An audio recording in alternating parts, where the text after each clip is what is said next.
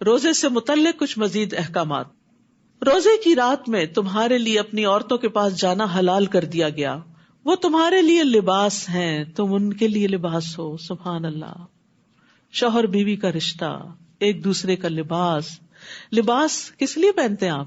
خوبصورت لگنے کے لیے.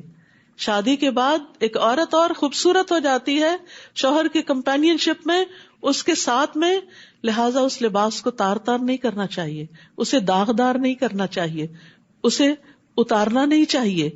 لباس کو لباس سمجھ کر امپورٹنس دینی چاہیے. آپ اپنے لباس کا کیسے خیال رکھتے ہیں؟ ذرا سا بھی میلا ہو جائے تو آپ کو کتنی فکر ہوتی ہے. کیا اگر آپ کے شوہر کے اوپر کسی طرح کے کوئی گناہ یا کسی چیز کے اثرات آنے لگے آپ کو فکر ہوتی ہے؟ کبھی وہ دین سے دور ہونے لگے آپ کو فکر ہوتی ہے؟ لباس کے اندر کوئی داغ لگ جائے آپ دھونے کی کوشش کرتے ہیں، آپ وقتی طور پہ چھپا لیتے، اپنا پلو موڑ لیتے ہیں. اسی طرح ہسبینڈ اینڈ وائف ایک دوسرے کے عیب چھپاتے ہیں. وہ سرے عام سرے بازار اس کا اعلان نہیں کرتے، اس کی تشہیر نہیں کرتے، ہر ایک کے سامنے قصہ سنانے نہیں بیٹھ جاتے. ہمارے بہت سے مسائل اس لیے بڑھتے ہیں کہ وہ بیڈ روم سے باہر آ جاتے ہیں. وہ اپنی ماں کو بتا رہا ہے، وہ اپنی ماں کو بتا رہی ہے، وہ اپنے بہن بھائیوں کو سنا رہا ہے، یہ اپنے بہن بھائیوں کو سنا رہی ہے. تمہیں اللہ نے ایک دوسرے کے قریب ترین رکھا ہے، آپس میں ایک دوسرے کے ساتھ نمٹو. گندگی جتنی پھیلے اتنی سمیٹنی مشکل ہوتی ہے. آپ نے دیکھا ہوگا نا، کہیں پر تھوڑی سی بھی گرے تو آپ ادھر سے اس کو صاف کر لیں، اسپنج کر لیں، دھو لیں، ڈٹرجنٹ لگا لیں، کلین کر لیں، چمکا لیں، ری پینٹ کر دیں، بات ختم. لیکن اگر آپ اس کو پھیلا دیں گے تو پھر کیا ہوگا؟ پھر تو چیزیں آؤٹ آف کنٹرول ہو جائیں گی. اس لیے بڑا ضروری ہے ہم سب، میں اور آپ سب، یعنی اپنے اپنے شوہر کی، خواتین میرے سامنے، اس لیے میں آج عاجزانہ درخواست کروں گی کہ اپنے گھروں کو بچائیں. اور اس کے لیے سب سے پہلا کی پوائنٹ جو اللہ سبحانہ وتعالیٰ نے ہمیں بتا دیا ہے، ایک دوسرے کا لباس بن کے رہو، ایک دوسرے کے لیے زینت اور پروٹیکشن بن کے رہو، ایک دوسرے کی حفاظت کرو، ایک دوسرے کی فکر کرو. یعنی جب انسان لباس پہن لیتا نا تو اپنے جسم کو نہیں دیکھتا، وہ لباس کو دیکھتا ہے. شادی جب ہو جاتی ہے تو پھر میں نہیں رہا کرتی، پھر انسان دوسرے کے لیے جیتا ہے، اس کو راحت پہنچاتا ہے، اس کی خوشی کو دیکھتا ہے، اس کی صفائی کو دیکھتا ہے، اس کو زینت بخشتا ہے. آپ دوسرے کا لباس ہیں، آپ اس کی خوبصورتی ہیں، آپ اس کی عزت ہیں، اس عزت کو داغدار نہ کریں. تو بہت ضروری ہے کہ ان رشتوں کو پیار کے رشتے بنائیں، ان رشتوں کو خوشی کے رشتے بنائیں. اور وہ اس وقت ہوگا جب اپنے بارے میں سوچنا چھوڑ دیں، دوسرے کے لیے سوچنا شروع کر دیں. حالات بدل جائیں گے، حالات اچھے ہو جائیں گے، گھروں میں محبتیں آ جائیں گی. جب آپ کیئر کریں گے، نہیں رسپانس ملتا کوئی بات نہیں، آپ سلام کرتے رہیں، آپ اسمائل کرتے رہیں، آپ حال پوچھتے رہیں، آپ اچھے اچھے کھانے بنا کے دیتے رہیں، آپ اپنی طرف سے کمفرٹ دیتے رہیں، آپ ان کا خاص حق بغیر کسی تردد کے دیتے رہیں. پھر آپ دیکھیں کہ کس طرح حالات اچھے ہوتے ہیں. ٹھیک ہے، مردوں کی ایک انا ہوتی ہے، کچھ وقت لگتا ہے ان کو واپس پلٹنے میں، اس کو بھی سمجھیں، اس وقت کو صبر سے گزاریں، شکر کے ساتھ گزاریں، اور سوچیں کہ کیا اس سے پہلے میری زندگی ایسے تھی، اور اگر یہ میری زندگی سے نکل جائے تو کیا میری زندگی بہت خوبصورت ہو جائے گی. کیونکہ کچھ خواتین کو یہ خیال ہوتا ہے کہ ہم طلاق لے جائیں گے نا تو ہماری جان چھوٹ جائے گی. اور نہیں، اس سے بڑے مسائل آگے آئیں گے، جان نہیں چھوٹے گی اور جان پھنسے گی. اس لیے حد الوسع نبھانے کی کوشش کریں. ہاں، اگر واقعی زمین اور آسمان کے درمیان کا فاصلہ ہے، دونوں کے مزاج میں، دونوں کے روایات اور اخلاق میں، اور کوئی صورت نہیں، تو پھر اللہ نے حلال بھی قرار دیا ہے عزت کے ساتھ الگ ہو جائیں. اور اگر الگ ہو جائے تو پھر نشرہ نہ کریں کہ فلاں خرابی تھی اور فلاں خرابی تھی. کل ہی کسی نے مجھ سے پوچھا کہ اس طرح کچھ معاملہ پیش آ رہا ہے خاندان میں تو آپ کیا مشورہ دیتی؟ میں نے کہا آپ نے کسی کو ذکر نہیں کرنا کہ کیا وجہ بنی. معاملہ لڑکی کے اندر کوئی گڑبڑ تھی، کہیں اور مائل ہو گئی تھی تو رہنا نہیں چاہتی تھی، تو اب زبردستی تو نہیں رکھ سکتے اگر کوئی لڑکی رہنا نہیں چاہتی. اب میں نے کہا کہ آپ نے اس لڑکی کا عیب نہیں کھولنا، کہیں نہیں کھولنا. کوئی بھی پوچھے، بہن بھائی پوچھے، دوسرا پوچھے، تیسرا، آپ کے بس اللہ کی مرضی یہی تھی، بس نہیں بنی، بس بات ختم. آپ ان کا لباس ہیں، اللہ نے آپ کو یہ درجہ اور رتبہ دیا ہے، آپ لباس بن کے دکھائیں، یہ اللہ کا حکم ہے. پردہ داری مت کریں، پردے رکھیں. آپ دوسروں کا رکھیں گے تو انشاءاللہ اللہ آپ کا رکھے گا. کون سا کپل ایسا ہے جس میں اختلاف نہ ہو، جس میں کوئی خامی نہ ہو؟ ہر انسان میں کمزوریاں ہیں، ہر ایک میں غلطیاں ہیں. تو کیا ہم دوسروں کی غلطیوں کو اچھالتے ہی رہیں؟ ہن لباس لکم وانتم لباس لہن، وہ تمہارے لیے لباس ہیں اور تم ان کے لیے لباس ہو. اللہ نے جان لیا کہ تم اپنے نفسوں سے خیانت کر رہے تھے، یعنی رمضان کی راتوں میں تعلق قائم کر رہے تھے ان سے، تو اس نے تم پر مہربانی کی اور تم کو معاف کر دیا، بس اب تم ان سے مباشرت کرو، اور اللہ نے جو تمہارے لیے لکھ رکھا ہے اسے تلاش کرو، اور کھاؤ اور پیو یہاں تک کہ تمہارے لیے صبح یعنی فجر کے وقت کی سفید دھاری رات کی سیاہ دھاری سے واضح ہو جائے، پھر روزہ رات تک پورا کرو، اور جب تم مسجدوں میں اعتکاف میں ہو تو ان سے مباشرت نہ کرو، یہ اللہ کی حدود ہیں، بس ان کے قریب بھی نہ جانا۔ اسی طرح اللہ اپنی آیات کو لوگوں کے لیے کھول کھول کر بیان فرماتا ہے تاکہ وہ بچ جائیں۔ کتنی پیاری باتیں ہیں اس آیت میں، تاکہ لوگ برے انجام سے بچ جائیں، دنیا کے بھی برے انجام سے اور آخرت کے بھی برے انجام سے۔ اور تم آپس میں ایک دوسرے کا مال باطل طریقے پر نہ کھاؤ، اور نہ اس کو رشوتاً حاکموں کے پاس لے جاؤ تاکہ تم لوگوں کے مال کا کچھ حصہ گناہ کے ساتھ کھاؤ، حالانکہ تم جانتے ہو، یعنی ایسا نہ کرنا کہ کسی کا حق رشوت دے کے مار لینا۔ وہ آپ سے نئے چاندوں کے بارے میں سوال کرتے ہیں، کہہ دیجئے وہ لوگوں کی عبادت اور حج کے لیے اوقات مقررہ ہیں۔ چاند جو ہے وہ اللہ کی بڑی نشانیوں میں سے ایک نشانی ہے، باریک دھاری سے آغاز ہوتا ہے، پھر مہینے کے درمیان میں آ کے مکمل ہو جاتا ہے، پھر آخر میں آ کے پھر اصل شکل پہ لوٹ جاتا ہے۔ اس سے ہمارے لیے عبادات کا تعین ہوتا ہے، روزے کب آ رہے ہیں، حج کب ہوگا، محرم کب ہے، اور ایام 20 کون سے ہیں۔ تو یہ اللہ سبحانہ تعالیٰ کی طرف سے ایک بہت بڑی ہمارے لیے نعمت ہے، اور اس سے پتہ چلتا ہے کہ اللہ نے ہمارے لیے دین کو کتنا آسان کیا کہ ایک ابدی کیلنڈر ہمارے لیے مقرر کر دیا۔ اور نیکی یہ نہیں کہ تم گھروں میں ان کے پیچھے کی طرف سے آؤ، بلکہ نیکی اس کی ہے جو تقوی اختیار کرے، اور گھروں میں ان کے دروازوں سے آیا کرو، اور اللہ سے ڈرو تاکہ تم فلاح پا جاؤ۔ یہ بھی ایک کی پوائنٹ ہے، وَأْتُوا الْبُيُوتَ مِنْ أَبْوَابِهَا، ہر کام کو اس کے صحیح طریقے پہ کرو، صحیح جگہ سے چیزوں کو اپروچ کرو، صحیح طریقہ اختیار کرو، اور اللہ کی راہ میں ان لوگوں سے لڑو جو تم سے لڑتے ہیں، اور زیادتی نہ کرنا، بے شک اللہ زیادتی کرنے والوں سے محبت نہیں رکھتا۔ چاہے تم اللہ کے محبوب ہو، اگر تم نے زیادتی کی تو پھر محبت نہیں رہے گی۔ اور تم دوران جنگ جہاں انہیں پاؤ قتل کر دو، اور تم انہیں وہاں سے نکال دو، یعنی مکہ سے جہاں سے انہوں نے تمہیں نکالا ہے، اور فتنہ قتل اور خون ریزی سے زیادہ شدید ہے، اور تم ان سے مسجد حرام کے پاس نہ لڑو یہاں تک کہ وہ خود تم سے اس میں لڑیں، پھر اگر وہ تم سے حدود حرم میں لڑیں تو تم بھی ان سے لڑو، ایسے کافروں کی یہی سزا ہے، پھر اگر وہ باز آ جائیں تو بے شک اللہ بے حد بخشنے والا نہایت رحم کرنے والا ہے۔ اور ان سے جنگ کرو یہاں تک کہ فتنہ باقی نہ رہے اور دین صرف اللہ ہی کے لیے ہو جائے، پھر اگر وہ باز آ جائے تو ظالموں کے سوا کسی پر زیادتی نہیں۔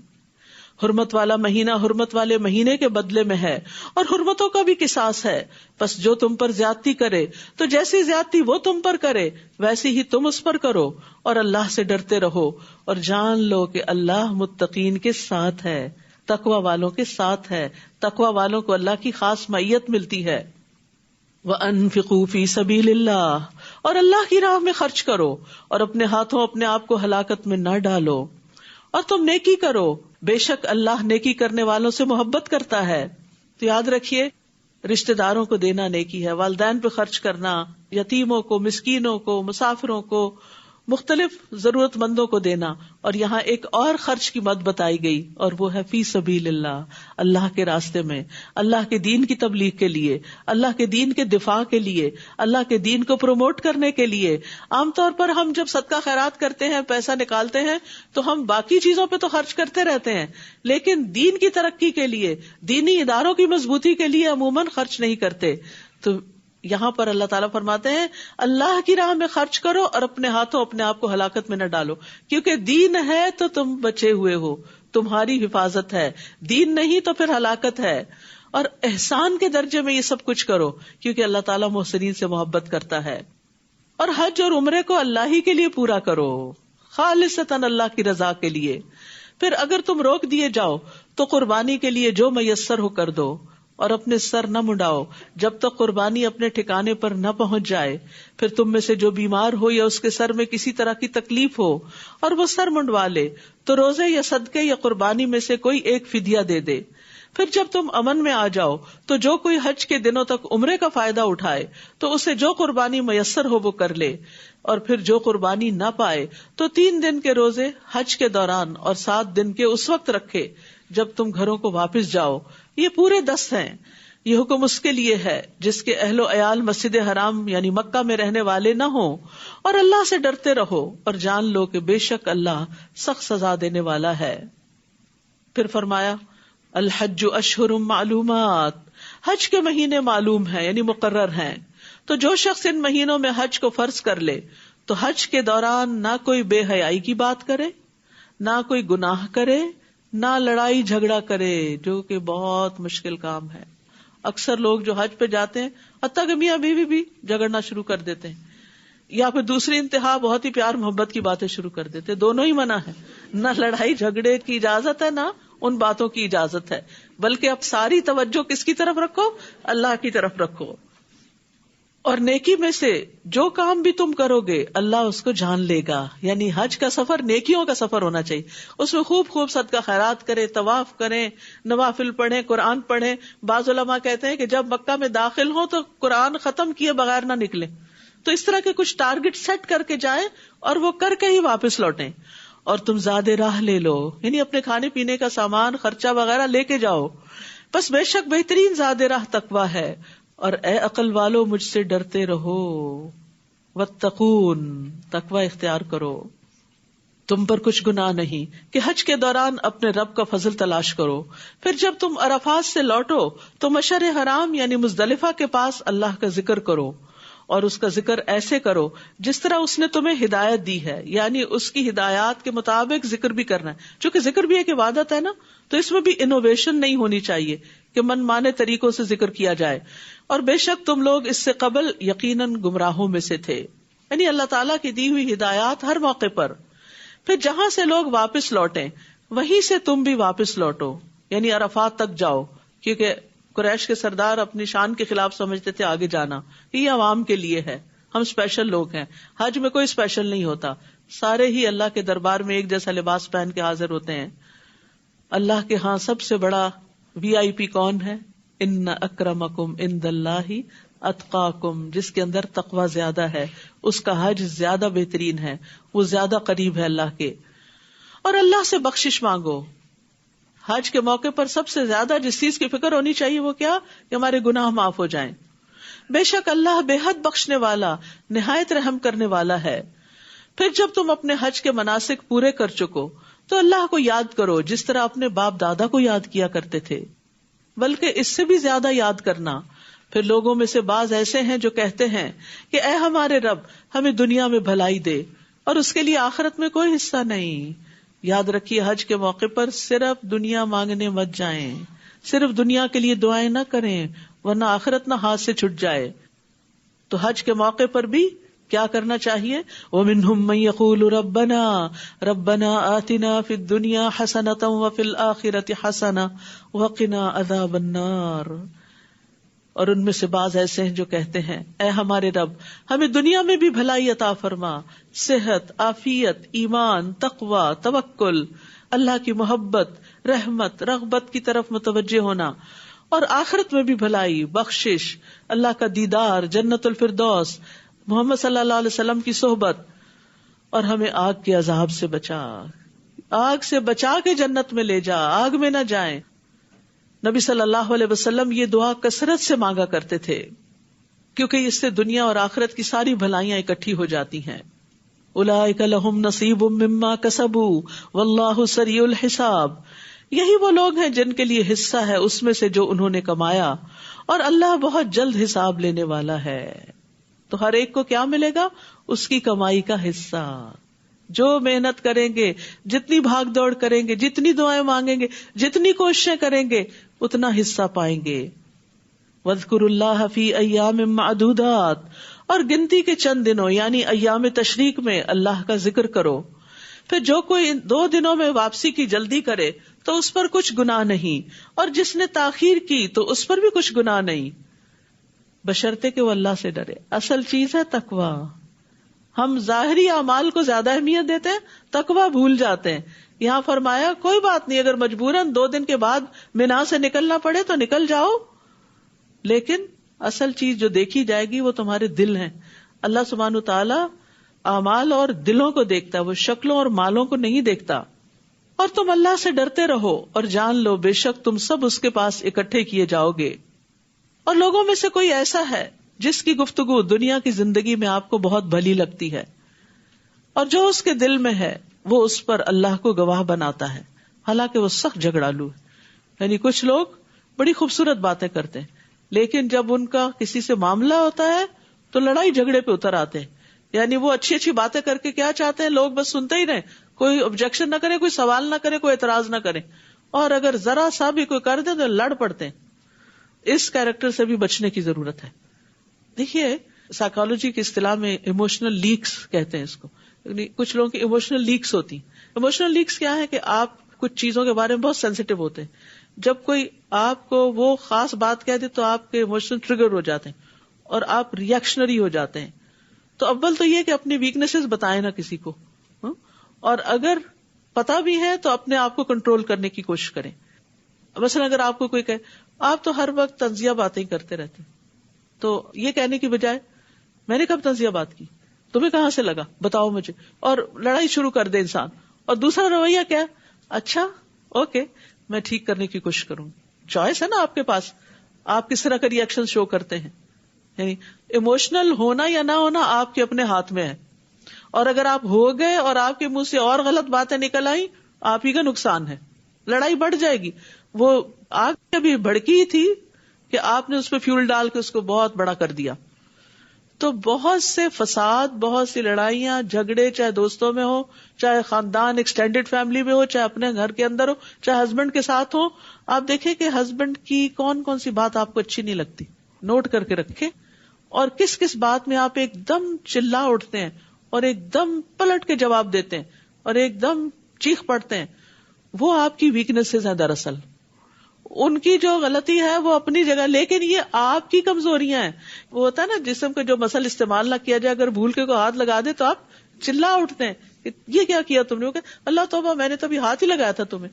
پھر پتہ چلتا ہے کہ یہ مسل کبھی استعمال نہیں ہوا تھا، اسے ایکٹیو نہیں کیا گیا تو وہ بہت ہی ٹینڈر ہو گیا، سینسیٹیو ہو گیا. تو اسی طرح ہماری اپنی کچھ ویکنیسز ہوتی ہیں جن پر ہم زندگی میں کبھی کام نہیں کرتے، نہ ہمیں کسی نے بتایا ہوتا کہ یہ ہماری ویکنیسز ہیں. بس کسی کے چھیڑنے کی دیر ہے کہ ہم بھڑک اٹھتے ہیں. تو آپ اپنے آپ کو خود اینالائز کریں کہ کون آپ کی مدد کرے، خود کریں، کیونکہ کسی نے آپ کو بتایا تو آپ اور بھڑکیں گے. تو اس لیے بہتر یہ ہے کہ اپنے آپ کو خود ہی بتائیں کہ کون کون سے مواقع ایسے ہیں کہ جس میں میں آپ پہ سے باہر ہو جاتی. بیچارہ شوہر ایک ابھی منہ سے آدھی بات نہیں نکلتی کہ ہم اس کی پوری کر دیتے ہیں. بچے بیچارے ابھی انہوں نے کچھ شروع ہی کیا ہوتا ہے تو ہم کہتے ہیں پھر شروع ہو گئے، پھر تم گیمز کا باکس لے کر آ گئے، تم نے پڑھنا نہیں ہے. وہ بیچارہ ہو سکتا ہے صاف کرنے کے لیے رکھ یا اٹھا کے ایک جگہ سے دوسری جگہ ہی لے جا. ہم نے بس دیکھ لیا کہ اس نے ٹچ کر لیا شجر ممنوعہ کو، بس ابھی اس کی شامت. تو ان چیزوں کو ہم نے خود اپنے اندر سے دور کرنا ہے، اللہ سے دعا کرنی ہے، اچھی کمپنی اختیار کرنی ہے، اور اپنے ویک پوائنٹس کو جاننا ہے، اپنے آپ کو جانے. میں ایک کال پڑھ رہی تھی کسی کا، بڑا اچھا لگا. وہ کہتا ہے کہ میں جو بڑا ہوتا جا رہا ہوں اپنے آپ کو زیادہ پہچان رہا ہوں اور اپنے اس بڑھاپے کو زیادہ انجوائے کر رہا ہوں. میں نے کہا حیرت کی بات ہے، بڑھاپے کو انجوائے کرنا، کون بڑھاپے کو انجوائے کر سکتا ہے سوائے اس کے کہ جو اپنے آپ کو پہچانتا ہو. جب آپ کو پتا ہوتا ہے نا کہ میں ایسا نہیں ہوں، یہ دوسرے کی غلط فہمی ہے، تو پھر آپ بھڑکتے نہیں ہیں. آپ کہتے ہیں اچھا ٹھیک ہے، اوکے فائن، اوکے، بس خوش ہو گئے، جواب دیا نہیں، نوڈ اینڈ اسمائل، بات ختم، ادھر سے نکل جائیں، ہٹ جائیں. وہاں کھڑے ہو کے جاہلوں کی طرح لڑائی جھگڑا فساد گھر میں کھڑا کر کے، بچوں کو وٹنس کر کے، ان کی تربیت خراب کر کے، ان کا فیوچر خراب کر کے. کیونکہ بچوں کے نزدیک سب سے زیادہ ڈیمیجنگ چیز ماں باپ کی آپس میں توتکار ہوتی ہے، آپس کی لڑائیاں ہوتی. تو اگر لڑنا بھی ہو تو اکیلے بیٹھ کے لڑے، کہیں بچوں کے سامنے نہ لڑے. ان بیچاروں کے دل چھوٹے ہوتے ہیں، وہ اور چھوٹے ہو جاتے ہیں، وہ دونوں سے محبت کرتے ہیں. اور یاد رکھیے بچے اس پیرنٹ کی عزت نہیں کرتے جو اپنے ساتھی کی عزت نہیں کرتا، چاہے وہ آپ ہی کیوں نہ ہو. وقتی طور پہ ہو سکتا ہے آپ کے سامنے کہیں آپ بہت اچھے ہیں، دل میں آپ کی عزت نہیں کریں گے، کیونکہ ان کو پتا ہے کہ آپ زبان درازی کرتے ہیں. تو جو شخص زبان درازی کرتا ہے وہ کبھی عزت نہیں پاتا. تو اس لیے اپنی عزت اپنے ہاتھ میں. بولنے سے حالات بدل جاتے ہیں، اگر چیخنے چلانے سے حالات بدلتے ہوتے تو سب کا ہی بدل چکے ہوتے، لیکن اس سے بدلتے نہیں ہیں، اس سے اور زیادہ خرابی ہوتی ہے، ڈیمیج ہوتا ہے. تو اس لیے پراپرلی ری ایکٹ کرنا سیکھے.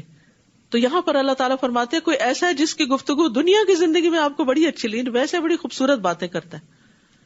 اور قسمیں بھی کھاتا ہے، حالانکہ سخت جھگڑالو ہے. یعنی بس ذرا سا اس کو ٹریگر کرنے کی دیر ہے، پھر دیکھو اس کی اصلیت کیسے سامنے آتی ہے. اور بہت دفعہ دنیا کی محبت، مال کی محبت، چیزوں کی محبت جھگڑوں کا باعث بنتی ہے. یہ چیز خراب کیوں کر دی آپ نے میری، یہ لے کر کیوں نہیں آئے، اتنے پیسے کیوں نہیں کمائے، وغیرہ وغیرہ.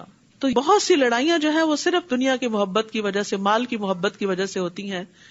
اور یہ چیز سٹڈیز بھی شو کرتی ہیں کہ اکثر جو طلاقیں ہوتی ہیں اس کے پیچھے مالی معاملات بھی ہوتے ہیں. اور جب وہ پیٹ پھیر کر جاتا ہے تو زمین میں کوشش کرتا ہے تاکہ وہ اس میں فساد پھیلائے. یعنی نہ گھر میں چین سے بیٹھتا ہے نہ باہر، اور کھیتی اور نسل کو ہلاک کر دے. اور اللہ فساد کو پسند نہیں کرتا. اور جب اس سے کہا جاتا ہے کہ اللہ سے ڈرو تو غرور اسے گناہ پہ آمادہ کرتا ہے، تو کافی ہے اس کو جہنم، اور وہ یقیناً بہت برا ٹھکانہ ہے. اور لوگوں میں سے کوئی ایسا ہے جو اللہ کی رضا پانے کے لیے اپنی جان بیچ ڈالتا ہے. زبان کنٹرول کرنا تو بہت آسان ہے اس کے لیے، وہ تو جان بھی دے دیتا ہے کہ میرا رب راضی. کیونکہ آپ کو پتا ہے نا، بعض اوقات ایک جملہ منہ سے نکلتا ہے اور انسان جہنم کی اتھاہ گہرائیوں میں جا پہنچتا ہے. تو ایسا شخص تو اپنی جان گھلا ڈالے گا مگر بدزبانی نہیں کرے گا. اور اللہ بندوں پر شفقت کرنے والا ہے. اے لوگو جو ایمان لائے ہو، اسلام میں پورے کے پورے داخل ہو جاؤ اور شیطان کے قدموں کی پیروی نہ کرو، بے شک وہ تمہارا کھلا دشمن ہے. یعنی عبادات ہوں، معاملات ہوں، لباس ہو، غذا ہو، شادی بیاہ، طلاق ہو، ہر معاملے میں اسلام کے اصولوں پر چلو. اور شیطان ہر جگہ پر تمہیں اچکے گا، دوسرے رستے دکھائے گا، اس طرف نہیں جانا. پھر اگر روشن دلائل آ جانے کے بعد تم پھسل گئے تو جان لو کہ اللہ سب پر غالب، خوب حکمت والا ہے. کیا وہ اس بات کا انتظار کر رہے ہیں کہ اللہ ان پر بادل کے سائبانوں میں آ جائے، یعنی قیامت آ جائے اور فرشتے بھی آ جائیں اور کام تمام کر دیا جائے، اور اللہ ہی کی طرف لوٹائے جاتے ہیں سب کام. بنی اسرائیل سے پوچھئے کہ ہم نے ان کو کتنی ہی روشن نشانیاں دی. اور جو شخص اللہ کی نعمت کو اپنے پاس آ جانے کے بعد بدل دیتا ہے تو بے شک اللہ سخت سزا دینے والا ہے. دنیا کی زندگی خوشنما بنا دی گئی ہے ان لوگوں کے لیے جنہوں نے کفر کیا، اور وہ ان لوگوں سے تمسخر کرتے ہیں جو ایمان لائے. حالانکہ جو لوگ تقوی اختیار کریں وہ قیامت کے دن ان کے اوپر ہوں گے. تقوی والے سارے لوگوں سے اوپر ہوں گے، اور اللہ جس کو چاہتا ہے بے حساب رزق دیتا ہے. سب لوگ ایک ہی امت تھے، پھر وہ اختلاف کرنے لگے تو اللہ نے ان کی طرف خوشخبری دینے والے اور ڈرانے والے نبی بھیجے، اور ان پر حق کے ساتھ کتاب نازل کی تاکہ وہ لوگوں کے درمیان ان امور میں فیصلہ کر دے جن میں انہوں نے اختلاف کیا. اور اس میں آپس کی ضد کی وجہ سے اختلاف ان لوگوں نے کیا جنہیں کتاب دی گئی تھی، اس کے بعد کہ ان کے پاس روشن دلائل آ چکے تھے. تو اللہ نے ان لوگوں کو جو ایمان لائے اپنے حکم سے حق میں سے اس بات کی ہدایت دی جس میں انہوں نے اختلاف کیا تھا، اور اللہ جس کو چاہتا ہے سیدھے رستے کی طرف ہدایت دیتا ہے، کہ ہدایت تو اللہ کے ہاتھ میں ہے. پھر جنت میں جانے کے لیے آزمائشوں کی بات کی گئی کہ امتحانوں سے گزر کر ہی جنت میں پہنچو گے. اللہ اکبر. اور ہم کیا چاہتے ہیں؟ کوئی امتحان نہ ہو اور ہم اعلیٰ ترین ڈگری حاصل کر لیں. کبھی دنیا میں بھی ایسے ہوا کہ without examination, test, assignments, vivas, interviews, ایسے ہی بس آپ آگے داخلہ لے لیا، بس کافی ہے، یونیورسٹی کا نام لگ گیا آپ کے اوپر، اور اب آپ چونکہ جانا چاہتے ہیں، کچھ اور کرنا چاہتے ہیں، تو آپ کو کاغذ پکڑا دیا جائے. ایسے نہیں ہوتا. دنیا میں بھی کوئی انسان ماہر نہیں ہوتا کسی علم میں، کسی فن میں، کسی ہنر میں، جب تک کہ وہ تجربات کی بٹی سے نہیں گزرتا. اسی طرح کوئی شخص دینی معاملات میں بھی میچور نہیں ہوتا جب تک امتحان نہیں آتا. دین ہو، دنیا ہو، آخرت ہو. تو اللہ تعالیٰ فرماتے ہیں ام حسبتم ان تدخلوا الجنۃ ولما یأتکم مثل الذین خلوا من قبلکم مستهم البأساء والضراء وزلزلوا حتى يقول الرسول والذین آمنوا معه متى نصر اللہ الا ان نصر اللہ قریب. کیا تم نے یہ سمجھ رکھا ہے کہ تم یوں ہی جنت میں داخل ہو جاؤ گے جبکہ ابھی تمہیں وہ مشکلیں پیش ہی نہیں آئیں جو تم سے پہلے لوگوں پہ آئیں؟ ان کو سختیاں اور تکلیفیں پہنچیں اور وہ ہلا مارے گئے. دین کے راستے میں ان پہ بڑی بڑی مشکلیں آئیں، یہاں تک کہ رسول اور وہ لوگ جو ان کے ساتھ ایمان لائے تھے پکار اٹھے کہ کب آئے گی اللہ کی مدد. سنو، بے شک اللہ کی مدد قریب ہے، یہ وقت گزر جائے گا. تو یاد رکھیے اللہ سبحانہ وتعالی اپنے پیغمبروں کو بھی آزماتا ہے اور ایمان والوں کا بھی امتحان لیتا ہے اس لیے دین کی وجہ سے اگر کوئی آزمائش آئے تو صبر کے ساتھ، دعا کے ساتھ، نماز کے ساتھ اللہ سے مدد مانگنی چاہیے، لیکن دین پر جمے رہنا چاہیے. یسألونک ماذا ينفقون، وہ سوال کرتے ہیں آپ سے کہ وہ کیا خرچ کریں. آپ کہہ دیجئے کہ جو مال بھی تم خرچ کرو تو وہ والدین، سب سے پہلے ماں باپ، قرابت داروں، پھر رشتہ دار، یتیموں، محتاجوں اور مسافروں کے لیے ہے. اور جو بھلائی بھی تم کرو گے، وسیع ہے میدان، جہاں دیکھو خیر کرنے کی ضرورت ہے کرو، تو بے شک اللہ اس کو خوب جاننے والا ہے. یہ کیوں کہا گیا کہ اللہ اس کو خوب جاننے والا ہے؟ تاکہ جو بھی کرو اللہ کے لیے کرو، کسی پر احسان جتاتے ہوئے نہیں. چھوٹی سی چھپی ہوئی نیکی بھی کوئی کرتا ہے، کسی کو نہیں پتا، اللہ کو پتا ہوتا ہے.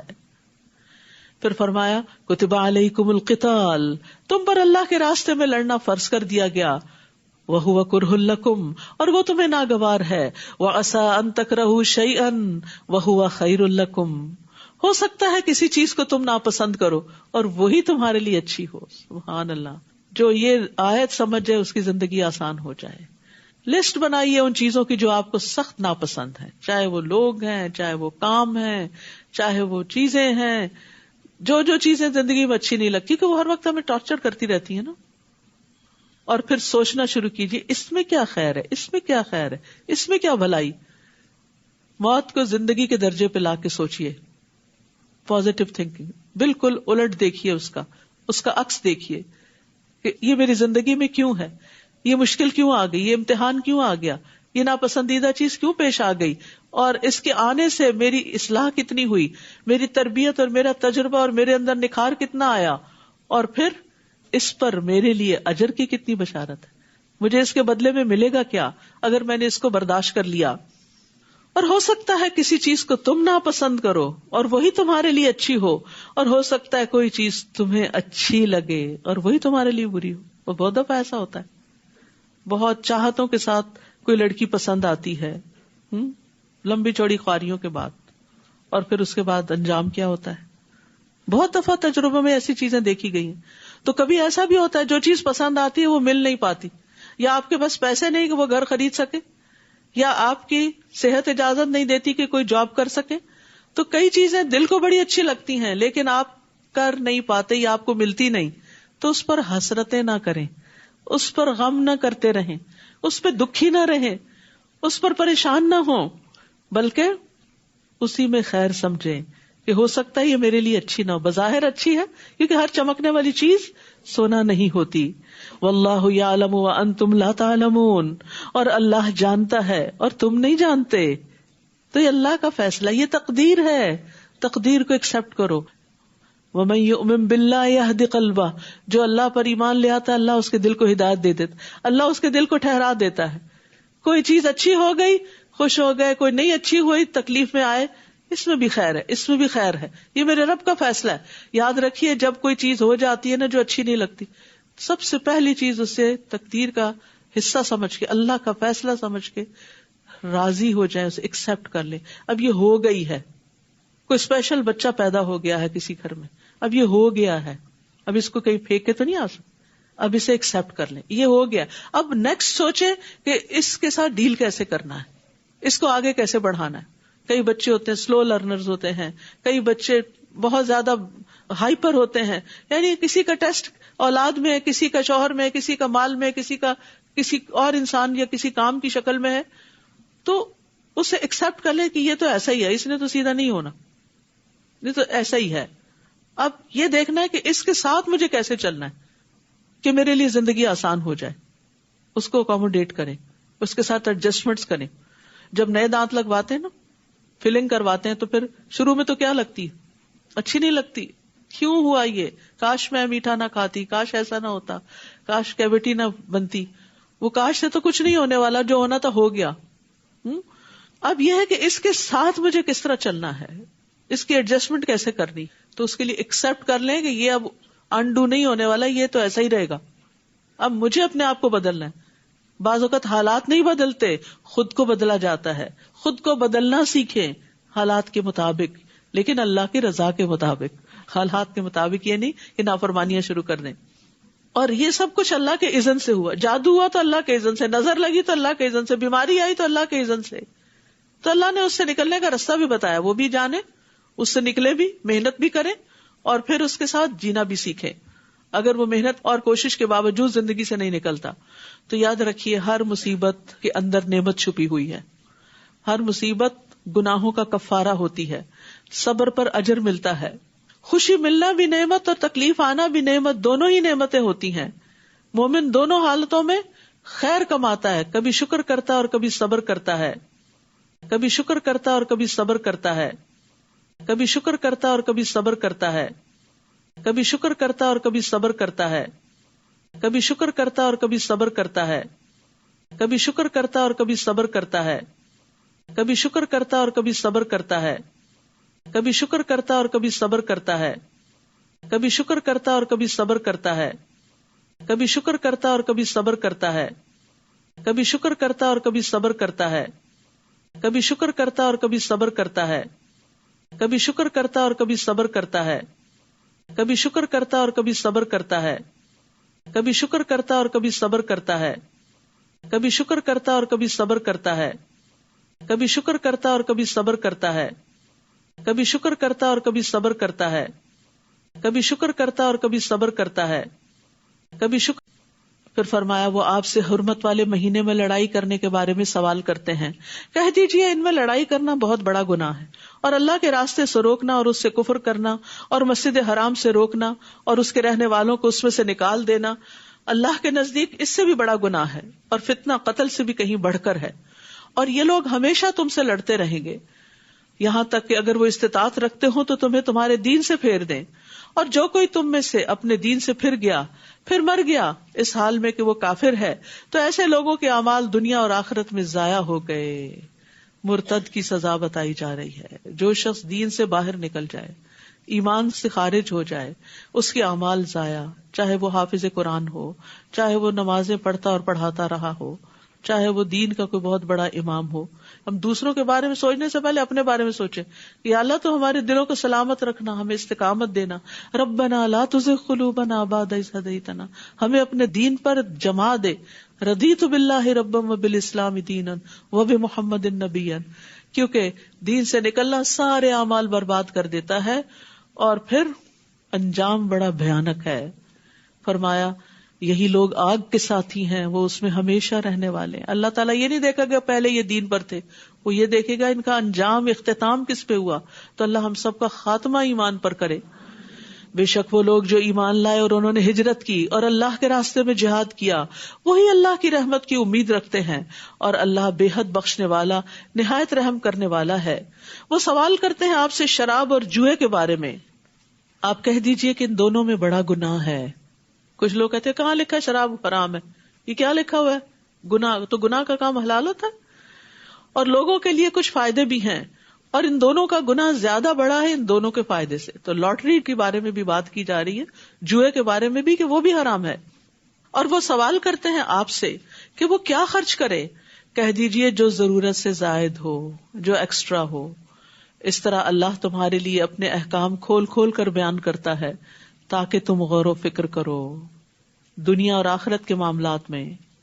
اور وہ سوال کرتے ہیں آپ سے یتیموں کے بارے میں، آپ کہہ دیجئے کہ ان کی اصلاح کرنا ان کے لیے بہتر ہے، اور اگر تم ان کو اپنے ساتھ شامل کر لو تو وہ تمہارے بھائی ہیں، یعنی ان کو اپنے گھر میں رکھو، ان کے اوپر ان کے مال میں سے اعتدال کے ساتھ خرچ کرو. اور اللہ جانتا ہے مفسد کو مصلح سے، کہ کون یتیموں کا خیال رکھ رہا ہے اور کون ان کو بگاڑ رہا ہے یا ان کے مال کے ساتھ زیادتی کر رہا ہے. اور اگر اللہ چاہتا تو تمہیں مشکل میں ڈال دیتا کہ تمہاری رسپانسبلٹی ہوتی ہے ان کو لک آفٹر کرنا بھی، اور ساتھ بھی نہیں ملا سکتے تھے. بے شک اللہ بہت غالب خوب حکمت والا ہے. اور تم مشرک عورتوں سے نکاح نہ کرو یہاں تک کہ وہ ایمان لے آئیں، اور ایک مومن لونڈی مشرک عورت سے یقیناً بہتر ہے اگرچہ وہ تمہیں اچھی لگے. تو کیا کہا جا رہا ہے؟ مشرک عورتوں سے مسلمان مرد نکاح نہ کریں جب تک کہ وہ مشرک عورتیں ایمان نہ لے آئیں، اور تم اپنی عورتوں کا نکاح مشرک مردوں سے نہ کرو، یعنی مسلمان لڑکی نان مسلم سے شادی نہ کرے یہاں تک کہ وہ ایمان لے آئیں. اور ایک مومن غلام مشرک مرد سے یقیناً بہتر ہے، اگرچہ وہ تمہیں اچھا لگے۔ یہ لوگ آگ کی طرف بلاتے ہیں اور اللہ تمہیں اپنے اذن سے جنت اور مغفرت کی طرف دعوت دیتا ہے اور اپنی آیات لوگوں کے لیے واضح کرتا ہے تاکہ وہ نصیحت حاصل کریں، کیونکہ انسان جس کے ساتھ رہتا ہے نا اس کا رنگ ضرور چڑھتا ہے۔ تو اس لیے رشتے کے معاملے میں دین کو دیکھنا سب سے اہم ترین پرائرٹی ہونی چاہیے۔ وہ آپ سے حیض کے بارے میں، پیریڈز کے بارے میں سوال کرتے ہیں، آپ کہہ دیجئے وہ ایک اذیت ہے، تو حیض کے دوران تم عورتوں سے الگ رہو، یعنی ان سے جسمانی تعلق کا مطالبہ نہ کرو، اور جب تک وہ پاک نہ ہو جائیں ان کے قریب نہ جاؤ، یعنی نفرت کی وجہ سے، عورت کی حفاظت کے لیے اور خود مرد کی بھی بیماریوں سے۔ پھر جب وہ اچھی طرح پاک ہو جائیں یعنی نہا لیں تو جہاں سے اللہ نے تمہیں حکم دیا ہے ان کے پاس آؤ، یعنی صحیح پیسج سے، دبر سے نہیں۔ بے شک اللہ بہت توبہ کرنے والوں اور بہت پاک صاف رہنے والوں سے محبت کرتا ہے، یعنی اللہ تعالیٰ کو پاک لوگ پسند ہیں، اور اس میں توبہ کا ذکر ہے اور صفائی کا ذکر ہے۔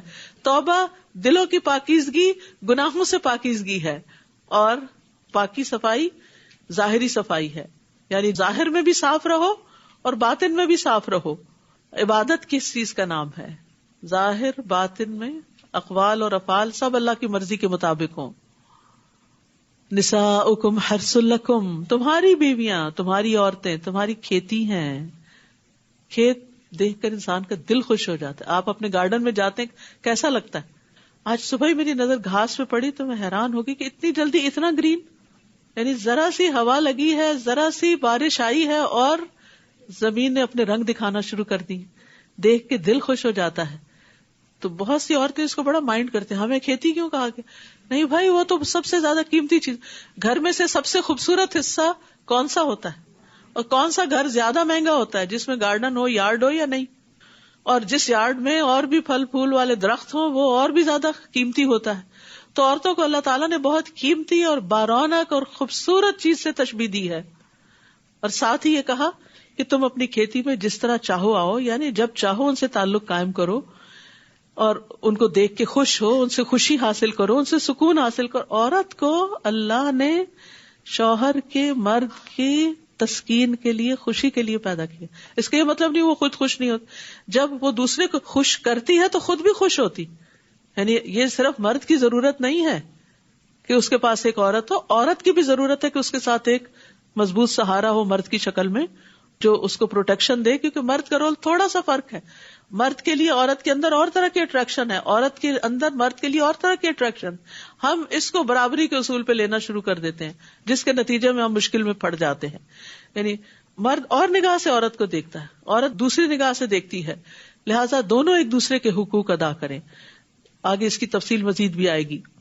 اور اپنے نفسوں کے لیے نیک عمل آگے بھیجو، یعنی صرف اپنے ان تعلقات میں ہی مشغول نہ رہو، بلکہ نیک اعمال کی بھی فکر کرو، یا نیک اولاد کی بھی فکر کرو، اولاد کی بھی اچھی تربیت کرو۔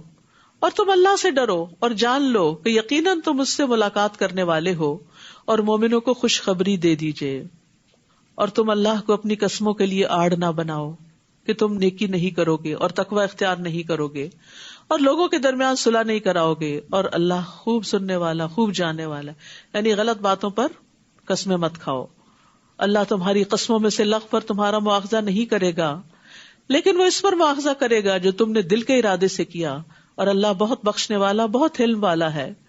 جو لوگ اپنی بیویوں سے ایلا یعنی ترک تعلق کی قسم کھا لیتے ہیں، ان کو 4 ماہ کی مہلت ہے۔ 4 مہینے تک قسم کھا کے الگ ہو سکتے ہیں، پھر اگر وہ رجوع کر لیں تو یقیناً اللہ بہت بخشنے والا ہے، نہایت رحم کرنے والا ہے۔ اگر 4 مہینے سے پہلے کریں گے تو قسم کا کفارہ دینا ہوگا، اور اگر وہ طلاق دینے کا پختہ ارادہ کر لیں تو بے شک اللہ خوب سننے والا، خوب جاننے والا ہے۔ یعنی پھر 4 مہینے سے زیادہ ایسے ریلیشن شپ کو لنگر آن نہیں کیا جائے گا، یا بیوی کو واپس لے لیں یا پھر اس کو الگ کر دیں کہ وہ کہیں اور شادی کر سکے۔ اور طلاق یافتہ عورتیں 3 حیض تک اپنے آپ کو انتظار میں رکھیں، شادی نہ کریں۔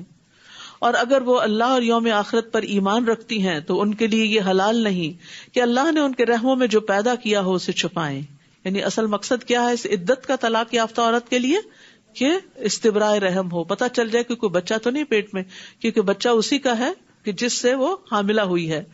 اور ان کے شوہر دوران عدت انہیں لوٹا لینے کے زیادہ حقدار ہیں، یعنی 3 مہینے کے اندر یا 3 حیض کے اندر، اگر وہ اصلاح کا ارادہ رکھتے ہوں. یہ شرط ہے، یعنی ستانے کے لیے نہیں کہ پھر دوبارہ اسی طرح ذلیل کریں گے، لڑکائیں گے اور پھر جب چاہیں گے طلاق دے دیں گے اور پھر عدت میں واپس لے لیں گے. اور ان عورتوں کے لیے معروف طریقے سے ویسے ہی حقوق ہیں جس طرح ان پر ذمہ داریاں ہیں. وَلَهُنَّ مِثْلُ الَّذِي عَلَيْهِنَّ بِالْمَعْرُوفِ وَلِلرِّجَالِ عَلَيْهِنَّ دَرَجَةٌ، اور مردوں کا ان عورتوں پر ایک درجہ ہے. اللہ نے یہ درجہ رکھا ہے. اگر نہیں مانیں گے تو 2 نقصان ہیں. ایک اللہ کی نافرمانی ہے، اس کا خمیازہ بھگتنا ہوگا، اور دوسرے حقیقت کا انکار، اس کا نقصان. یعنی جس کو اللہ نے رسپیکٹ دینے کے لیے کہا ہے اسے رسپیکٹ دینی چاہیے، جس کی بات ماننے کے لیے کہا اس کی بات ماننی چاہیے. اگر نہیں مانیں گے تو پھر نقصان ہی نقصان ہے، کچھ فائدہ نہیں. اور مردوں کا ان عورتوں پر ایک درجہ ہے. اور یہ نہ تو رسول اللہ صلی اللہ علیہ وسلم نے بتایا، نہ کسی اسکالر نے بتایا، یہ اللہ نے بتایا جس نے مرد اور عورت کو پیدا کیا. کیونکہ کسی بھی سسٹم کے اندر ٹاپ پر ایک ہی شخص ہوتا ہے. 2 لوگ ایک بس کے ڈرائیور نہیں ہو سکتے، 2 لوگ ایک کشتی نہیں چلائیں گے. 2 لوگ اگر کسی بھی جگہ پر کٹھی ڈرائیونگ شروع کر دیں، جیسے عام طور پر ہوتا ہے، ہسبینڈ وائف ساتھ ساتھ بیٹھ جائیں اور دونوں ڈرائیور ہو، تو پھر کیا نتیجہ نکلتا ہے؟ سارا وقت انجوائے کرنے کی بجائے ایک انسٹرکٹر بن جاتا ہے اور ایک ڈرائیور بن جاتا ہے اور سارا سفر کا مزہ خراب کر دیتا ہے. اور اس میں دیکھیں بہت دفعہ بالکل اچانک ہی ہدایات دی جانے لگتی ہے. دیکھیں وہ دیکھ رہے ہیں، صرف آپ تھوڑی دیکھ رہے ہیں یا آپ زیادہ تھوڑی دیکھ رہے ہیں. تو بہرحال یہ اللہ تعالیٰ کی تقسیم ہے، اسے مان لینا چاہیے. اور اللہ بہت زبردست ہے، بہت حکمت والا ہے. تو جس طرح مردوں کے حقوق ہیں ایسے عورت کے بھی حقوق ہیں کہ آپ صلی اللہ علیہ وسلم نے فرمایا جب وہ خود کھائے تو اسے بھی کھلائے، جب وہ خود پہنے تو اسے بھی پہنائے. یہاں شوہر کے کچھ حقوق کی بھی بات کر دینی چاہیے کہ سب سے پہلی بات یہ کہ بیوی پر شوہر کی اطاعت معروف میں لازم ہے، فرض ہے، اس کے بغیر گزارا نہیں. پھر ایک اور حدیث کے مطابق اللہ کے بعد شوہر کا حق ہے. حدیث میں آتا ہے اگر میں اللہ کے علاوہ کسی کو سجدہ کرنے کا حکم دیتا تو عورت کو حکم دیتا کہ شوہر کو کرے. یعنی شوہر کو رسپیکٹ دینی چاہیے، اس کی اطاعت کرنی چاہیے، اور سب سے بڑھ کر یہ کہ اس کا حق اس کو دینا چاہیے. اس ذات کی قسم جس کے ہاتھ میں محمد صلی اللہ علیہ وسلم کی جان ہے، عورت اس وقت تک اپنے رب کا حق ادا نہیں کر سکتی جب تک اپنے شوہر کا پورا حق ادا نہ کرے. یعنی ایسی عورت کو پھر ایمان کی حلاوت بھی نہیں ملتی جو شوہر کے ساتھ حسن سلوک نہیں کرتی. عورت اگر پالان پر سوار ہو اور مرد اسے بلائے تب بھی عورت کو انکار نہیں کرنا چاہیے. تو یہاں بیچ بیچ میں حقوق کی بات اس لیے کی گئی کہ یہ طلاق تک نوبت آتی ہی جب ہے جب ایک دوسرے کے حقوق نہیں دیے جاتے. پھر طلاق کے احکامات. طلاق رجعی 2 بار ہے، پھر بھلے طریقے سے روک لینا ہے یا احسان کے ساتھ رخصت کر دینا ہے. اور تمہارے لیے حلال نہیں کہ تم نے انہیں جو کچھ مہر سمیت دیا اس میں سے کچھ بھی واپس لو، مگر یہ کہ دونوں کو اس بات کا ڈر ہو کہ وہ اللہ کی حدود کو قائم نہ رکھ سکیں گے. پھر اگر تمہیں ڈر ہو کہ وہ دونوں اللہ کی حدود کو قائم نہ رکھ سکیں گے تو ان دونوں پر کوئی گناہ نہیں اس چیز میں جو فدیہ وہ عورت اپنی جان چھڑانے یعنی خلا کے بدلے میں دے دے. یہ اللہ کی حدود ہیں، سو ان سے تجاوز نہ کرو، اور جو کوئی اللہ کی حدود سے تجاوز کرے گا تو یہی لوگ ظالم ہیں. تو یاد رکھیے کہ طلاق کا معنی ہوتا ہے آزاد چھوڑ دینا. اور طلاق دینے کا صحیح طریقہ یہ ہے کہ عورت جب پیریڈ سے فارغ ہو تو ملاپ کے بغیر طہر کی حالت میں طلاق دی جائے. حیض کی حالت میں طلاق نہیں دینی چاہیے. 3 طلاقیں اکٹھی بھی نہیں دینی چاہیے، اور 3 سے زیادہ کی تو ویسے ہی کراہت ہے. اور عورت کو تکلیف دینے کی ممانعت ہے. رسول اللہ صلی اللہ علیہ وسلم نے فرمایا اے اللہ میں 2 ضعیفوں کا حق مارنا حرام کرتا ہوں، یتیم کا اور عورت کا. یعنی بعض اوقات عورت کے ساتھ بھی یتیموں جیسا برتاؤ کیا جا رہا ہوتا ہے تو یہ ظلم میں شمار ہوتا ہے. تلک حدود اللہ، یہ اللہ کی حدود ہیں، ان سے آگے مت بڑھو، اللہ کی حدود کے قریب مت جاؤ. پھر اگر وہ خاوند اسے تیسری بار طلاق دے دے تو وہ عورت اس کے بعد اس مرد کے لیے حلال نہیں جب تک کہ وہ اس کے علاوہ کسی اور خاوند سے نکاح کرے. اور اگر وہ دوسرا خاوند اس عورت کو طلاق دے دے تو ان دونوں یعنی اس عورت اور پہلے خاوند پر کوئی گناہ نہیں کہ وہ باہم رجوع کر لیں یعنی نکاح کر لیں، اگر وہ دونوں سمجھیں کہ وہ اللہ کی حدود قائم رکھ سکیں گے. اور یہ اللہ کی حدود ہیں جنہیں وہ ان لوگوں کے لیے واضح کرتا ہے جو علم رکھتے ہوں. اور جب تم عورتوں کو طلاق دے دو پھر وہ اپنی عدت پوری کرنے کو آئیں تو انہیں بھلے طریقے سے روک لو یا بھلے طریقے سے رخصت کر دو، اور انہیں تکلیف دینے کے لیے مت روکو. یہ کس کو حکم دیا جا رہا ہے؟ مردوں کو، کہ مرد عورتوں کو تکلیف مت دیں. اس لیے مت روکو کہ تم ان کے ساتھ زیادتی کرو، اور جو کوئی ایسا کرے گا تو یقیناً اس نے اپنی جان پہ ظلم کیا. مرد یہ نہ سمجھے کہ اسے کوئی پوچھنے والا نہیں، وہ اپنی جان پہ ظلم کرتا ہے. اور تم اللہ کی آیات کو مذاق مت بناؤ، اور جو اللہ کی نعمت تم پر ہے اسے یاد رکھو، اور اسے بھی یاد رکھو جو اس نے کتاب و حکمت کی صورت میں تم پر نازل کیا ہے. وہ تمہیں اس کے ساتھ نصیحت کرتا ہے، اور اللہ سے ڈرو اور جان لو کہ یقیناً اللہ ہر چیز کو خوب جاننے والا ہے. اور جب تم عورتوں کو طلاق دے دو پھر وہ اپنی عدت کی مدت پوری کر لیں تو تم انہیں اپنے پہلے شوہروں کے ساتھ نکاح کرنے سے نہ روکو جب وہ معروف طریقے سے باہم رضامند ہو جائیں. یہ نصیحت اس کو کی جاتی ہے جو تم میں سے اللہ اور یوم آخرت پر ایمان رکھتا ہو. یہ بات تمہارے لیے زیادہ پاکیزگی اور طہارت کا باعث ہے، اور اللہ جانتا ہے اور تم نہیں جانتے. اور مائیں اپنی اولاد کو مکمل 2 سال دودھ پلائیں، یہ حکم اس کے لیے ہے جو رضاعت کی مدت کو پورا کرنے کا ارادہ کرے. اور والد کے ذمے معروف طریقے سے ماؤں کا کھانا اور کپڑا دینا ہے. کسی نفس کو اس کی وسعت سے بڑھ کر تکلیف نہ دی جائے، نہ تو والدہ کو اس کے بچے کی وجہ سے نقصان پہنچایا جائے، اور نہ ہی والد کو اس کے بچے کی وجہ سے کسی طرح کا نقصان پہنچایا جائے. بعض اوقات ایسا ہوتا ہے کہ مرد کے ہاتھ میں کوئی عورت کا ویک پوائنٹ آ جاتا ہے اور وہ اسی کے ذریعے اس کو بار بار تکلیف دیتا ہے کہ اس کو اس سے ٹارچر ہوتا ہے، میں یہی بات پھر کروں گا. یعنی اگر مثلا بچہ عورت کی کمزوری ہے تو وہ ہر وقت دھمکی دے میں بچہ چھین لوں گا، میں تمہیں نکال دوں گا، تو ایسی چیزیں ظلم میں شمار ہوتی ہیں. اور بچے کے وارث پر بھی اس طرح نان و نفقہ کی ذمہ داری ہے. پھر اگر وہ دونوں باہم رضامندی اور مشورے سے دودھ چھڑانے کا ارادہ کر لیں تو ان پر کچھ گناہ نہیں. اور اگر تم اپنی اولاد کو کسی اور عورت سے دودھ پلوانے کا ارادہ کرو تو بھی تم پر کوئی گناہ نہیں، اگر تم بھلے طریقے سے ان کے حوالے کر دو انہیں جو دینا طے کیا تھا. اللہ سے ڈرو اور جان لو کہ جو بھی تم کرتے ہو یقیناً اللہ اسے خوب دیکھنے والا ہے. یاد رکھیے بچے کو دودھ پلانا عورت کا فرض ہے، اور یہ بچے کا حق ہے، ثابت شدہ حق ہے. حدیث میں آتا ہے رسول اللہ صلی اللہ علیہ وسلم نے فرمایا، میرے پاس 2 آدمی آئے، انہوں نے میرا بازو پکڑا اور مجھے ایک دشوار گزار پہاڑ کے پاس لے گئے. ہم ایسی عورتوں کے پاس سے گزرے کہ سانپ ان کے بریسٹ کو نوچ رہے تھے. میں نے پوچھا ان عورتوں کا کیا معاملہ ہے؟ انہوں نے کہا یہ اپنے بچوں کو اپنا دودھ نہ پلانے والی عورتیں ہیں. کیوں نہیں پلاتی عورتیں؟ کہ فگر خراب ہو جائے گا. تو یہ بہت بڑا ظلم ہے، کیونکہ اس سے بچے کی زندگی کو نقصان پہنچتا ہے. ساری زندگی وہ ایک کمزور انسان کی طرح صحت کے مسائل کا شکار رہتا ہے. جن بچوں کو 2 سال کے اندر دودھ پینے کا موقع ملتا ہے ان کا امیون سسٹم بہت اسٹرانگ ہوتا ہے، وہ بہت سی اور بیماریوں سے بچے رہتے ہیں. تو ایک بچے کو ساری زندگی کے لیے مصیبت میں ڈال دینا صرف اپنی خوبصورتی برقرار رکھنے کے لیے، یہ ظلم نہیں تو کیا ہے؟ لیکن اگر کوئی عورت بیمار ہو اور پلانے کے قابل نہ ہو تو کسی اور سے پلوا سکتی، جیسے عربوں کے یہاں بہت رواج تھا. لیکن دودھ پینا بچے کا حق ہے، صرف ڈبے کا دودھ جو ہے وہ کافی نہیں. اور تم میں سے جو لوگ فوت ہو جائیں اور بیویاں چھوڑ جائیں تو وہ عورتیں 4 ماہ 10 دن تک اپنے آپ کو انتظار میں رکھیں. پھر جب وہ اپنی عدت کی مدت پوری کر چکیں تو جو بھی اپنی ذات کے بارے میں معروف طریقے سے طے کریں تو تم وارثوں پر کوئی گناہ نہیں. اور جو بھی تم کرتے ہو اللہ اس کی خوب خبر رکھنے والا ہے. بیوہ عورت کی عدت بتائی گئی. اور تم پر کوئی گناہ نہیں اگر تم ان عورتوں کو جو عدت میں ہو اشارتاً پیغام نکاح بھیجو یا اپنے دلوں میں چھپائے رکھو.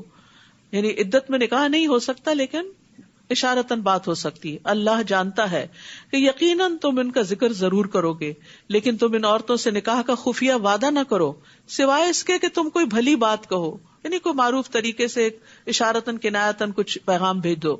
اور تم عقد نکاح کا عزم نہ کرو یہاں تک کہ مقرر میعاد یعنی عدت اپنے اختتام کو نہ پہنچ جائے.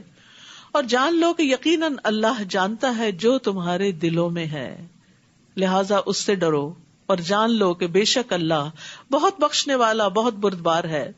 اور جن عورتوں کو تم نے ہاتھ تک نہ لگایا ہو یا ان کے لیے کوئی مہر مقرر نہ کیا ہو تو تم پر کوئی گناہ نہیں کہ تم انہیں طلاق دے دو.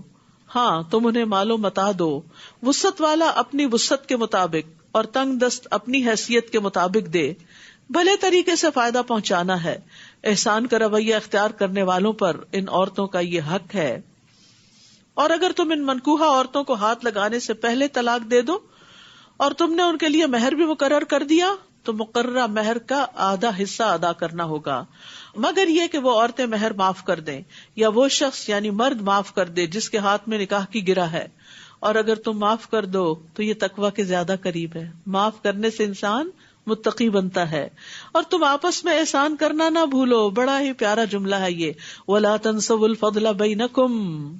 فضل کہتے ہیں حق سے زیادہ دینا، یعنی ایک دوسرے کے ساتھ احسان کرتے رہو. یقیناً اللہ اس کو خوب دیکھنے والا ہے جو بھی تم عمل کرتے ہو. یعنی کسی کا بھی احسان نہیں بھولنا چاہیے، احسان فراموشی نہیں کرنی چاہیے. احسان یاد رکھنا ایمان کی نشانی ہے، اور ازدواجی تعلقات میں تو احسان کی روش کے بغیر خوشحالی آ نہیں سکتی. یاد رکھیے یہ احسان صرف زندگی میں نہیں، فوت ہونے کے بعد بھی یاد رکھنا چاہیے. اور احسان کو بھولنے والی عورت سے اللہ تعالیٰ بیزار ہے. رسول اللہ صلی اللہ علیہ وسلم نے فرمایا اللہ اس عورت کی طرف نظر رحمت سے نہیں دیکھتا جو اپنے خاوند کی شکر گزار نہیں ہوتی، حالانکہ وہ اس سے بے نیاز نہیں ہو سکتی، اس کے بغیر بھی نہیں رہ سکتی. سب نمازوں کی حفاظت کرو، بالخصوص درمیانی نماز کی، اور اللہ کے لیے فرما بردار بن کر کھڑے ہو جاؤ. یعنی طلاق کے احکامات میں بیچ میں نماز آ گئی کہ کہیں لڑائی جھگڑوں میں فرائض نہ بھول جانا. اور درمیانی نماز سے مراد عصر کی نماز ہے. عصر کی نماز خصوصی توجہ کے ساتھ ادا کرنا چاہیے، کیونکہ منافق جو ہوتا ہے وہ عصر کی نماز لیٹ کرتا رہتا ہے. آپ صلی اللہ علیہ وسلم نے فرمایا جس شخص کی نماز عصر فوت ہو جائے گویا اس کا اہل اور اس کا مال لوٹ لیا گیا. پھر اگر تمہیں دشمن کا خوف ہو تو پیدل یا سواری پر ہی نماز پڑھ لو. پھر جب تم امن میں آ جاؤ تو اللہ کو یاد کرو جیسے اس نے تمہیں سکھایا ہے جو تم نہیں جانتے تھے. اور جو لوگ تم میں سے فوت ہو جائیں اور بیویاں چھوڑ جائیں وہ اپنی بیویوں کے حق میں 1 سال تک بغیر گھر سے نکالے نان و نفقہ پہنچانے کی وصیت کریں. یہ اس وقت کا حکم ہے جب ابھی عورت کے لیے میراث وغیرہ میں حصہ مقرر نہیں ہوا تھا. اس کے بعد 4 ماہ 10 دن کی عدت رکھ دی گئی کہ وہ اسی گھر میں رہیں گی جہاں شوہر فوت ہوا ہے. ہاں اگر وہ عورتیں خود نکل جائیں تو تم پر کوئی گناہ نہیں. جو بھی وہ اپنی ذات کے بارے میں بھلے طریقے سے فیصلہ کرے، اور اللہ بہت زبردست ہے، خوب حکمت والا ہے. اور طلاق یافتہ عورتوں کو بھلے طریقے سے کچھ فائدہ یعنی متع طلاق پہنچانا ہے. یہ عورتوں کا حق ہے. کس طرح اللہ تعالیٰ عورتوں کے حقوق کی حفاظت کر رہے ہیں؟ متقی لوگوں پر. تقوی والے تو ان حقوق کا لحاظ رکھیں گے. اسی طرح اللہ اپنی آیات کو واضح کرتا ہے تاکہ تم عقل سے کام لو. پھر کچھ واقعات کے ذریعے اہم سبق سکھائے گئے. الم تر الی الذین خرجوا من دیارہم وہم الوف حذر الموت. کیا تم نے نہیں دیکھا ان لوگوں کی طرف جو موت سے بچنے کے لیے اپنے گھروں سے نکل پڑے حالانکہ وہ ہزاروں کی تعداد میں تھے. تو اللہ نے ان سے کہا کہ مر جاؤ، پھر اس نے انہیں زندہ کر دیا. بے شک اللہ لوگوں پر فضل فرمانے والا ہے، لیکن اکثر لوگ شکر ادا نہیں کرتے. اور اللہ کے راستے میں جنگ کرو اور جان لو کہ اللہ خوب سننے والا خوب جاننے والا ہے. کون ہے جو اللہ کو قرض دے قرض حسنا تو وہ اس کے لیے اسے کئی گنا زیادہ بڑھا دے، اور اللہ ہی تنگی بھی کرتا ہے اور کشادگی بھی، اور اسی کی طرف تم سب لوٹائے جاؤ گے. یہاں پیچھے فی سبیل اللہ جنگ کی بات ہوئی، جیسا کہ آپ جانتے کہ مدنی صورت ہے، اور مدینہ میں ہوتے ہوئے نبی صلی اللہ علیہ وسلم پر تقریباً ہر سال اور کبھی سال میں 2 بار بھی جنگ مسلط ہوئی. جب جنگ لگتی ہے تو آپ کو معلوم ہے سب سے زیادہ اکانومی متاثر ہوتی ہے، تو زیادہ سے زیادہ پھر اللہ کے راستے میں صدقہ کرنے کا حکم دیا گیا، اور اس کو قرض حسنہ شمار کیا گیا. قرض حسنہ وہ قرض ہوتا ہے جس میں ثواب کی امید کی گئی ہو، جو دل کی خوشی سے دیا گیا ہو. ابن مبارک کہتے ہیں وہ قرض جو حلال مال سے دیا جائے. ایک اور قول یہ ہے کہ احسان نہ جتلایا جائے اور اذیت نہ دی جائے. پھر فرمایا الم تر الی الملأ من بنی اسرائیل من بعد موسیٰ. کیا آپ نے موسیٰ کے بعد بنو اسرائیل کے سرداروں کی ایک جماعت کو نہیں دیکھا جب انہوں نے اپنے نبی سے کہا تھا کہ ہمارے لیے ایک بادشاہ مقرر کر دیں کہ ہم اللہ کے راستے میں لڑیں. تو اس نے کہا کہیں ایسا نہ ہو کہ تم پر جنگ کرنا فرض کر دیا جائے اور پھر تم نہ لڑو. انہوں نے کہا اور کیا ہے ہمیں کہ ہم اللہ کے راستے میں نہ لڑیں جبکہ ہمیں اپنے گھروں اور بیٹوں سے نکال دیا گیا. پھر جب ان پر جنگ کرنا فرض کر دیا گیا تو سوائے چند ایک کے وہ سب منہ موڑ گئے، اور اللہ ظالموں کو خوب جانتا ہے. اور ان کے نبی نے ان سے کہا کہ بے شک اللہ نے تمہارے لیے طالوت کو بادشاہ مقرر کر دیا ہے. تو انہوں نے کہا کہ اس کی بادشاہت ہم پر کیسے ہو سکتی ہے، ہم اس کے مقابلے میں بادشاہت کے زیادہ حقدار ہیں، اور اسے مال میں وسعت نہیں دی گئی. یعنی بادشاہ تو وہ ہوتا ہے جس کے پاس بہت مال ہو ان کے خیال کے مطابق، اور طالوت تو بہت مالدار نہیں.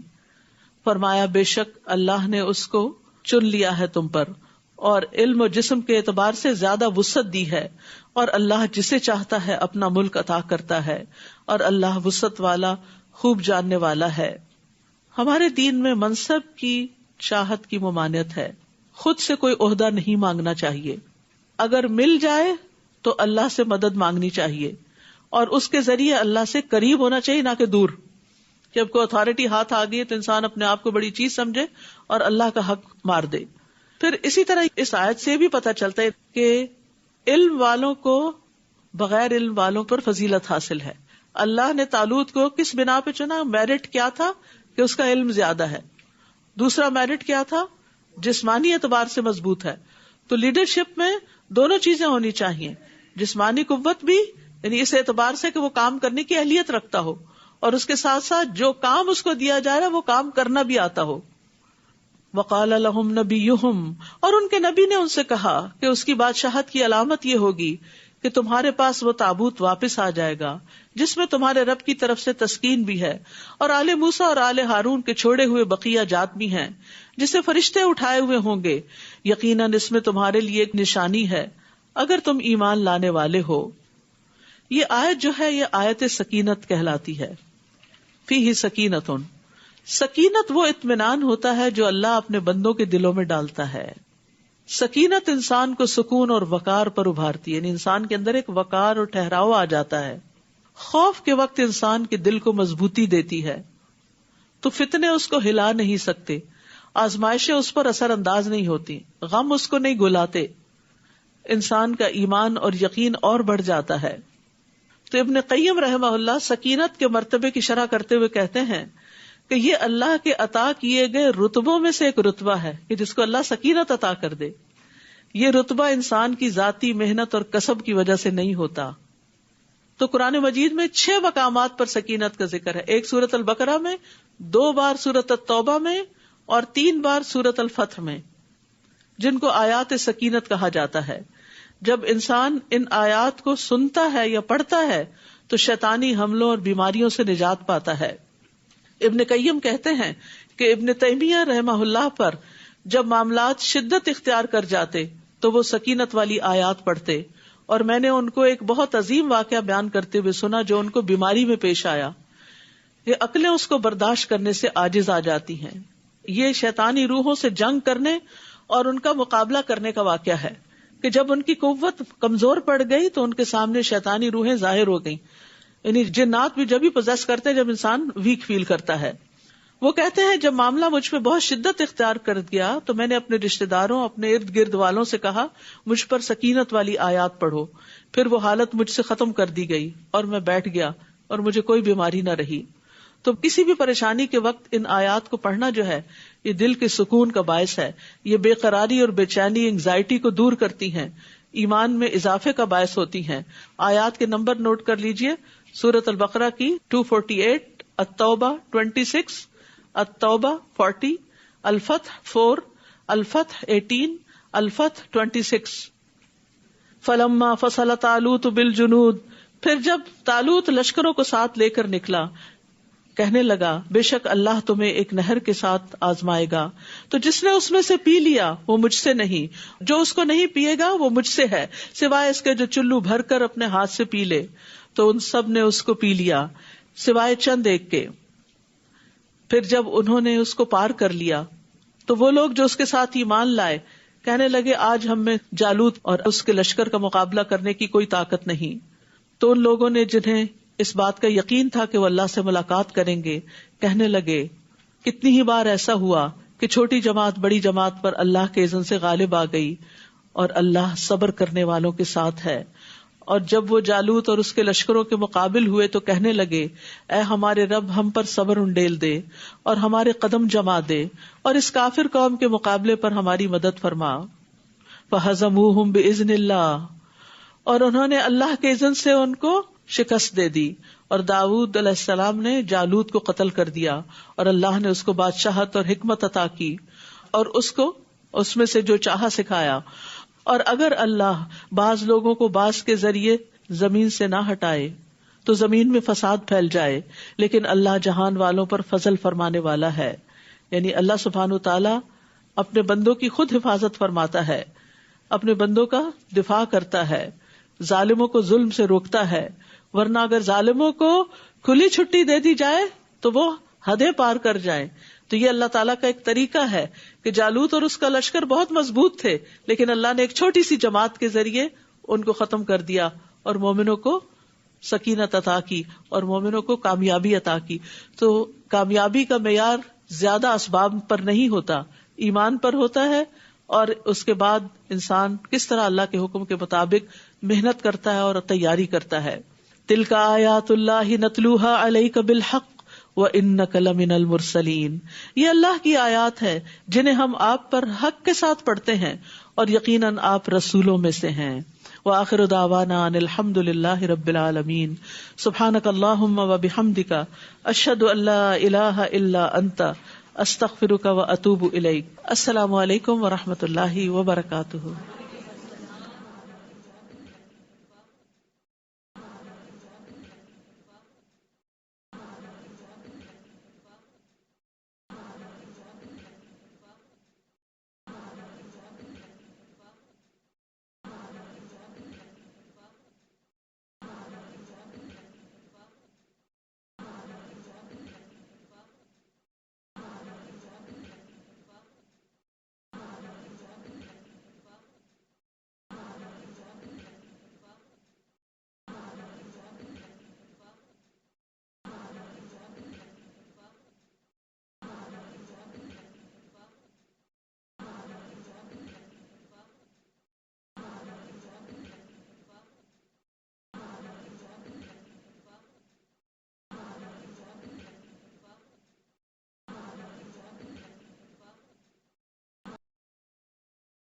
السلام علیکم ورحمۃ اللہ وبرکاتہ.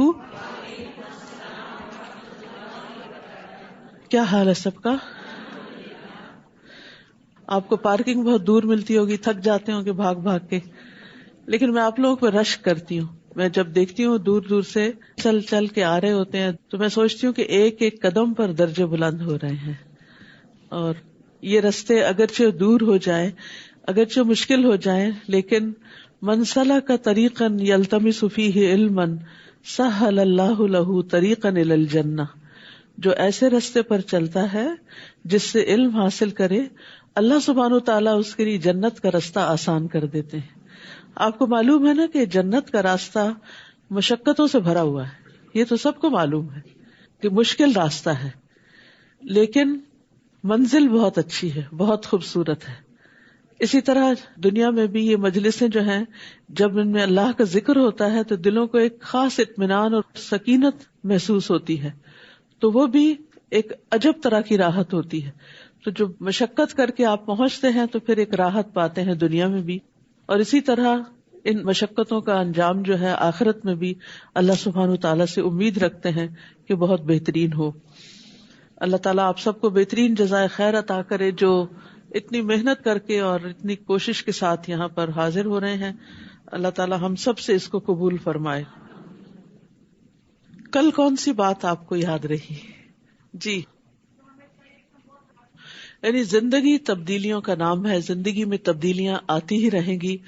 کسی بھی تبدیلی پر اپسیٹ ہونے کی بجائے، پریشان ہونے کی بجائے اسے ایکسپٹ کرنا چاہیے، اللہ کی رضا پہ راضی ہونا چاہیے اور قدم آگے بڑھانے چاہیے. بعض لوگوں کے لیے کہا جاتا ہے کہ چینج از ڈیتھ، یعنی ان کے لیے چینج اتنا بھاری ہوتا ہے. تو ہمیں ہمیشہ اپنے حالات میں، اپنی زندگی میں، صحت کے اعتبار سے، اولاد کے اعتبار سے چینج ایکسپیکٹ کرنا چاہیے کہ کسی بھی وقت حالات کچھ بھی تبدیل ہو سکتے ہیں. تو جب تبدیلی آ جائے تو اس کو ایکسپٹ کر لیں کہ یہ اللہ کا فیصلہ ہے اور اس میں بھی کوئی خیر ہے. جی ہاں، اپنی زندگی کا گول رکھنا ہے، فاستبقوا الخیرات، نیکیوں میں دوڑ لگانی ہے، خیر اور بھلائی کے کاموں میں آگے بڑھنا ہے. اپنے آپ کو پہچاننا ہے، اپنی کمزوریوں کو جاننا ہے، اور خصوصاً اپنے جذبات کو کنٹرول کرنا سیکھنا ہے. اپنے جذبات کو اپنی ویکنس نہیں بنا لینا. مخلوق کی محبت اتنی زیادہ نہ ہو کہ وہ اللہ کی محبت سے بڑھ جائے، ورنہ یاد رکھیے اللہ سبحانہ و تعالی آپ کو اسی کے ذریعے توڑے گا. وہ محبوب جس کی محبت اللہ سے بڑھ جاتی ہے وہی فتنہ بنتا ہے، وہی آزمائش ہوتی ہے، اور وہی انسان کے لیے پریشانی کا باعث بن جاتا ہے. کیونکہ اللہ سبحانہ تعالیٰ کو اس پر غیرت آتی ہے کہ اس کا کوئی بندہ جس کو اس نے پیدا کیا، سب کچھ دیا، وہ اسے چھوڑ کر کسی اور کی طرف زیادہ متوجہ ہو جائے. اگر خوشحال زندگی بسر کرنا چاہتے ہیں تو ذکر، شکر، صبر، ان کو نہ چھوڑیے، ان کو ہمیشہ یاد رکھیے. کبھی آپ ذکر کی حالت میں ہوں گے، کبھی نعمت ملنے پر شکر کی حالت میں، اور کبھی مشکل آنے پر صبر کی حالت میں ہوں گے. ہیلدی ریلیشن شپ 2 وے ریلیشن شپ ہوتا ہے. ایک سنگل ٹریک ریلیشن شپ کوئی ریلیشن شپ نہیں ہوتا، وہ تو لڑکتی ہوئی رسی ہوتی ہے جس کو کوئی تھامنے والا نہیں. کسی وقت بیٹھ کے آپ اپنی ویکنیسز کی لسٹ بنائیں، یا وہ چیزیں جو آپ کے ایموشنز کو ٹریگر کر دیتی ہیں اور آپ ایک نیگیٹو ری ایکشن پہ تل جاتے ہیں اور کہ دھرے پہ پانی پھر جاتا ہے. یعنی وہ محنت کرتے کرتے اپنا امیج بلڈ کر رہے ہوتے ہیں یا اپنا کردار مضبوط کر رہے ہوتے ہیں، وہ ایک دم سارا کچھ ہل جاتا ہے. تو اس چیز کو پہلے سے اسپاٹ کر کے رکھیں کہ اس سے بچنا ہے. جیسے آپ چل رہے ہوتے ہیں نا تو راستے میں پھسلن والی چیزیں بھی ہوتی ہیں، تو ویٹ فلور جب آتا ہے تو آپ کے قدم کیسے ہو جاتے ہیں؟ ایک دم کیئرفل، کانشیس، میرا امتحان آ گیا، اب مجھے پھسلنا نہیں یہاں. تو اسی طرح کچھ لوگ ہماری زندگی میں امتحان ہوتے ہیں، کچھ چیزیں امتحان ہوتی ہیں، کچھ اٹریکشنز امتحان ہوتی ہیں. تو ان سب جگہوں پر الٹرا کانشیس عقل مند شخص اللہ کا حکم مان لیتا ہے. چلیے مان لیتا ہے، چلیے مان لیتا ہے، چلیے مان لیتا ہے، چلیے مان لیتا ہے، چلیے مان لیتا ہے، چلیے مان لیتا ہے، چلیے مان لیتا ہے، چلیے مان لیتا ہے، چلیے مان لیتا ہے، چلیے مان لیتا ہے، چلیے مان لیتا ہے، چلیے مان لیتا ہے، چلیے مان لیتا ہے، چلیے مان لیتا ہے، چلیے مان لیتا ہے، چلیے مان لیتا ہے.